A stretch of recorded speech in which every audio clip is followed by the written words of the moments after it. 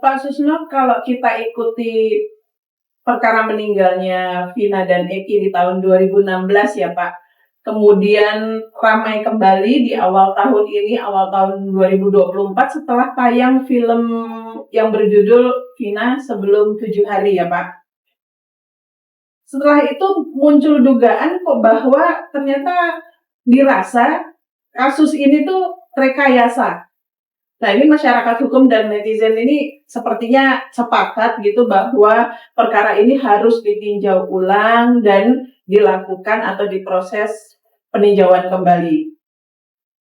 Setelah kita menunggu sekian lama, Pak, hari ini Humas MA mengumumkan bahwa PK-nya itu ditolak, Pak. Bagaimana tanggapan Bapak? Ya, saya juga ngikuti tadi penjelasan dari Humas Mahkamah Agung bahwa ke-8 terpidana itu dalam berbagai berkas, kalau saya 3 berkas ditolak. Gitu. Saya jadi jantung saya rasanya sudah mau putus gitu ya, mau putus, kaget gitu. Tapi untunglah saya sadarkan lagi wah ini putusan manusia ini bukan putusan Tuhan, bukan putusan malaikat gitu ya wajar gitu. Nah, tapi saya kaget gitu. Kemudian saya ikuti perkembangannya gitu. Dari awal kasus ini kan menghebohkan dan masyarakat hukum, kemudian publik beramai-ramai minta perkara ini ditinjau ulang. Kemudian dilakukan tinjau ulang, yaitu melalui peninjauan kembali. 3 kali sidang peninjauan kembali untuk tersangka pertama, untuk terhukum pertama yang sudah bebas, untuk kedua, kemudian tahap ketiga. 8-8-nya mengajukan peninjauan kembali. Kesimpulan daripada peninjauan kembali itu sama semua, yaitu perkara ini bukan perkara pembunuhan, tapi kecelakaan lalu lintas tunggal yang dijelaskan oleh saksi, dijelaskan oleh alat bukti elektronik, dijelaskan oleh segala macam pembuktian-pembuktian forensik, udah lengkap sekali gitu. Sehingga karena ini kecelakaan lalu lintas tunggal, ya tidak ada lain bahwa ini bebas gitu. Tetapi putusan hari ini membalikkan, menjungkir balikan anggapan itu. Nah, aneh gitu. Aneh dan kaget gitu. Tapi kita tidak cukup dengan aneh dan kaget. Eh, kita pertama kagum kepada netizen, hormat kepada apa namanya masyarakat hukum, terutama para organisasi advokat, ya, Pradin dan lain-lain yang telah bersukarela bekerja untuk memperjuangkan kebenaran dan keadilan.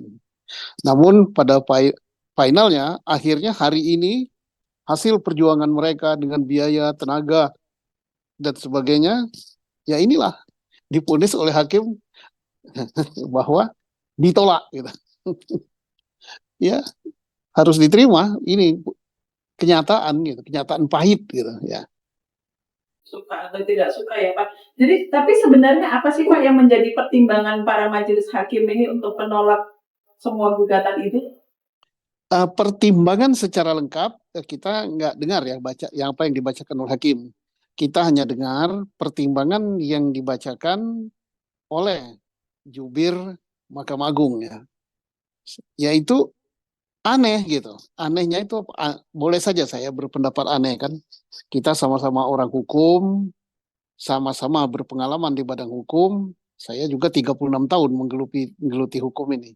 Jadi pendapat beda, jangan marah gitu Hakim Agungnya. Dia katakan ditolak karena satu tidak ada kekeliruan hakim. Jadi hakim itu udah benar, nggak keliru gitu. Baik hakim tingkat pertama, hakim tingkat kedua, banding maupun hakim kasasi. Tidak keliru, udah benar semua katanya. Untuk tiga berkas itu sudah benar semua, ada 100% benar katanya. Sehingga tidak bisa dijadikan alasan untuk PK. Yang kedua, katanya si hakim yang memutus, yang dibacakan oleh jubir, bahwa tidak ada novum yang diajukan oleh penggugat. baik di berkas pertama, berkas kedua, berkas tiga. Itu yang saya bingung gitu kan. Nopom itu saksi itu udah nopom itu alat bukti. Saksi yang lama, yes. Mau dikatakan bukan nopom nggak apa karena memang dia sudah diperiksa. Tapi saksi yang baru kan banyak sekali yang ditemukan oleh Pak siapa yang jadi gubernur Jawa Barat tuh Pak Dedi ya. Kemudian yang ditemukan yang datang sendiri melapor dan lain-lain. Terus hasil pembicaraan telepon yang tidak digunakan sebagai alat bukti, kemudian pada PK dijadikan sebagai alat bukti. Nah, kemudian ada lagi saksi yang mencabut pengakuannya dan sebagainya. Masihkah itu bukan alat bukti baru? Apakah itu sudah diajukan dalam perkara pada tingkat pertama, tingkat kedua, dan seterusnya? Kan tidak. Bukankah itu alat bukti baru? Jadi naif sekali kalau Pak Majelis Hakim Mahkamah Agung mengatakan itu bukan hukum gitu. Tapi kita tidak apa-apa ya, itu bebas juga dia memutus. Itulah artinya kualitas daripada Majelis Hakim Agung kita. Kita berhak menilainya bahwa tidak yang kita tidak berhak menilai itu bahwa yang pasti benar itu adalah putusan Tuhan ya. Dan kalau sepanjang putusan manusia berbeda pendapat ya boleh. Ya, kita masyarakat Indonesia se-Indonesia bisa menilai. Kita menilai orang itu tidak ditentukan daripada oh dia sudah sarjana S berapa, profesor atau apa. Tidak. Kualitas itu tidak ditentukan dari masalah itu. Apalagi kualitas dalam hal perasaan keadilan. Apalagi dalam kualitas menyerap keadilan yang berlaku di masyarakat. Ya silakan saja kita menilai tentang itu putusan karena dia majelis hakim ya dialah yang berhak memutus gitu. Ya silakan. Oh putusannya begitu gitu. Ya. Kalau menurut pandangan Bapak, adakah celah yang bisa dilihat oleh majelis hakim untuk menolak PK ini, Pak? Ya itu tadi apa yang dikemukakan oleh jubir tadi ya. Dia mengatakan bahwa hakim yang menyidangkan perkara ini baik tingkat pertama, tingkat kedua maupun sampai kasasi tidak ada kesalahannya, sudah benar katanya. Nah, benarnya di mana itu tidak dia jelaskan. Dia katakan sudah benar, nggak ada salahnya. Ya oke lah, karena dia kan berhak putuskan itu dan berhak dia berkata apapun gitu kan. Dia katakan sudah benar, tapi tidak ada alasan, tidak ada hal-hal penjelasan lain yang dikatakan bahwa putusan hakim sudah benar, sehingga tidak bisa dijadikan dasar untuk PK. Yang kedua dia katakan tidak ada nupum. Nupum itu alat bukti baru ya, nggak ada alat bukti baru. Jadi karena hakim sudah benar, nupum tidak ada, maka putusan hakim tingkat pertama sampai dengan hakim tingkat sebelum PK itu sudah benar semua menurut si pemutus ya. Ya, bisa bebas saja karena dia diberikan kewenangan oleh undang-undang untuk memutus apapun juga putusannya. Kita kan tidak tahu apakah dia Apa yang janggal dari semua ini, Pak? ya yang janggal ya itu tadi saya katakan kekeliruan hakim banyak sekali. Ya, apa kekeliruannya tidak bisa saya sampaikan di sini karena banyak ya, karena itu terungkap semua di dalam sidang di Pengadilan Negeri Cirebon. Kemudian bagaimana cara menyidangkan untuk terdakwa anak-anak itu sudah melanggar gitu, berarti keliru kan?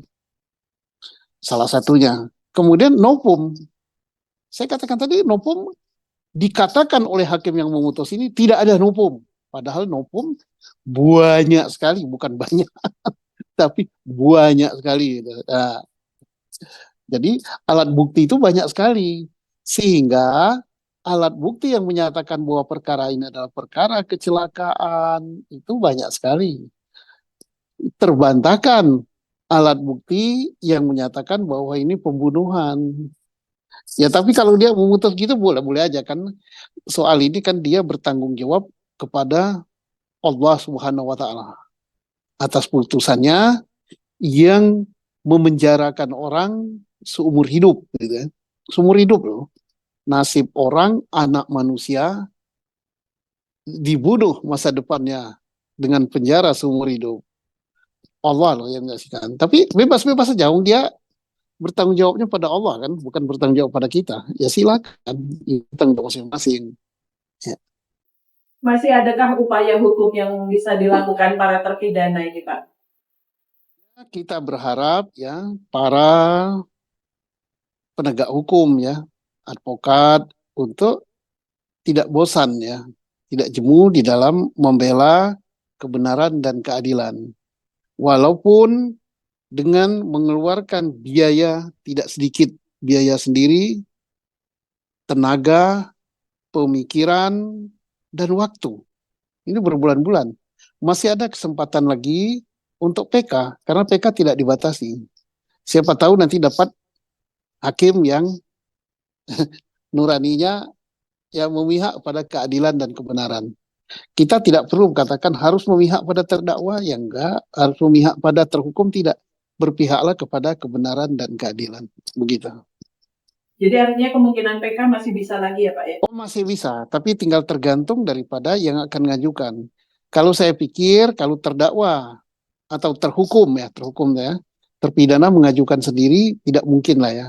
Karena pertama mereka tidak akan mampu dari segi pemikiran, dia bukan orang hukum, dari segi biaya dia tidak akan mampu, dari segi waktu pun mereka kan dalam penjara sekarang ini.